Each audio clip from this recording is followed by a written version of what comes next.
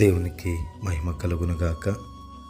ఈ దినం దేవుని వాక్యం, మనము గ్రహింపలేని గొప్ప కార్యములను ఆయన చేయును. గమనించినట్టయితే గనక మనము గ్రహింపలేనటువంటి గొప్ప కార్యాలను దేవుడు మన ఎడల చేస్తాడనేసి లేఖనం సెలవిస్తోంది. మనము మానవ బుద్ధితో దేవుడు కొన్ని కార్యాలు మాత్రమే చేయగలుగుతాడు అని మనం నిర్ణయించుకుని ఉంటాం. అయితే ఆయన అంటున్నాడు, నమ్ముట నీ వలనైతే నమ్మువానికి సమస్తమును సాధ్యం అంటున్నాడు. కాబట్టి నీ యొక్క ఊహకు మించినటువంటి కార్యాలను, నువ్వు ఎప్పటికీ కూడా గ్రహించలేనటువంటి గొప్ప కార్యాలను దేవాతి దేవుడు నీ ఎడలైన నిశ్చయముగా జరిగించేటటువంటి దేవుడై ఉన్నాడు.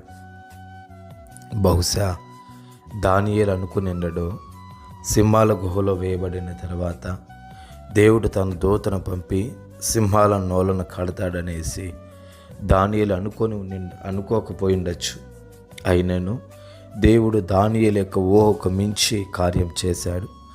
అలాగే షడ్రేక్, మేషక్, అబేద్నెగోల వారి జీవితంలో వారు అనుకుని ఉండిండరు, ఆ యొక్క అగ్నిగుండంలో, ఆ యొక్క అగ్నిలో మనల్ని వేసినప్పుడు దేవుడు తన దూతను పంపించి మన నాలుగో వ్యక్తి వలె మన చుట్టూ ఉండి మన అగ్నిలో ఎటువంటి హాని కూడా కలగకుండా మనల్ని తప్పించలేరు.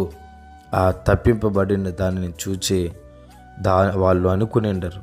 అయితే చూడండి, మన యొక్క ఊహకు మించి దేవుడు కార్యాలను చేస్తాడు.